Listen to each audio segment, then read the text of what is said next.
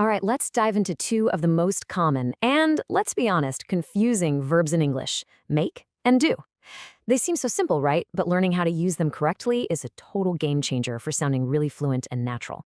Just take a look at this sentence. I'd like to make a suggestion, but first I have to do my homework. Both verbs are used perfectly here, but why? That's the exact puzzle we are going to solve together today. So what really is the difference? How do you know which one to pick? It's a question that can trip up even advanced English speakers. So if you've ever felt confused by this, trust me, you are not alone. And here's a big part of the reason why it's so tricky. In a lot of other languages, like with the word hacer in Spanish, there's just one single verb that covers both of these ideas. English, well, it splits this concept in two, and that's usually where the trouble begins. But don't you worry, because there is a simple principle that's going to guide you almost every single time.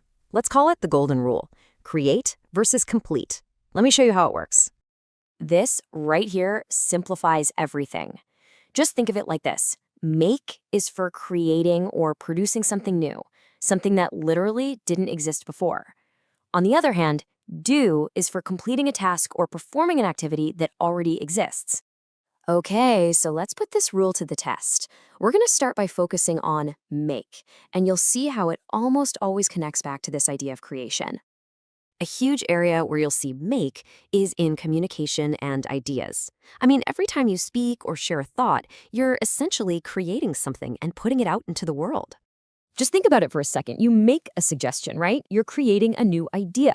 You make a promise, creating a new commitment. It's the exact same for making a complaint, making a mistake, or making a discovery. In every single one of these, something new is being produced that wasn't there a moment before. Now, let's switch gears and look at another area where this rule holds up beautifully: the world of business and finance. Oh yeah, that is classic territory for the verb make. See, in business, you're almost always creating some kind of financial result. You make a profit or you make a loss. You make an investment. When you make a bet or you make a fortune, you are literally producing a brand new financial status for yourself. Okay, so that's make. Now let's flip over to its partner, do. Remember what our golden rule said. This one is all about completing tasks that already exist. A really common category for do is anything related to work and studying. Just think about all the duties and activities that you have to perform. The logic here is pretty clear, right? Homework is a task that's been assigned to you, so you do it.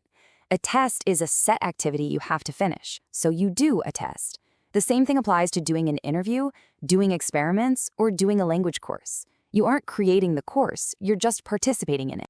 And another massive category for do is, of course, housework. You know, all those routine chores and tasks we have to get done around the house. It really is all about completing these existing tasks. The shopping list is already made, so you do the shopping. The dishes are dirty in the sink, so you do the dishes. The ironing is sitting there in a pile, so you do the ironing. You're simply completing the chore. Do also works for more general or abstract actions, especially when we're talking about our performance or the effort we put into something. When you're describing how you performed, you're going to use do. For example, you'd say, I did well on the exam. You can also do good by helping people, or you can just try to do your best by putting in maximum effort. You're performing an action to a certain standard. Okay, so you've got the golden rule down: create versus complete. But now it's time to talk about the exceptions. Because with English, sometimes it feels like the rules are, well, made to be broken. So, are you ready for the twist? Because learning these few common exceptions is what will really take your English from good to great. They might seem a little random at first, but I promise you are going to hear them all the time. Okay, here is where it gets interesting. Our rule says housework is do, but we always make the bed. The rule says business is make, but we do business with someone. And even though you are creating a piece of art, you do a drawing. These are what we call fixed phrases, and they're ones you just have to memorize. And here's one final set of exceptions you're going to hear all the time in daily conversation, especially when it comes to personal grooming. Yeah, it's a little weird. Even though it feels like you're creating a brand new look, the correct phrases are always to do your hair and do your makeup. Those are two really useful ones to lock away. So after all that, let's just circle back to our main principle. Because despite those few tricky exceptions, the golden rule is still your absolute best friend.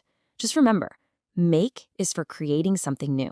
Do is for completing an existing task. If you stick with that, you'll be right over 90% of the time. Easy. With this simple rule in your back pocket, you now have the power to use these words with so much more confidence. So the only real question left is, what will you make happen next with your English? Thanks for tuning in to this explainer.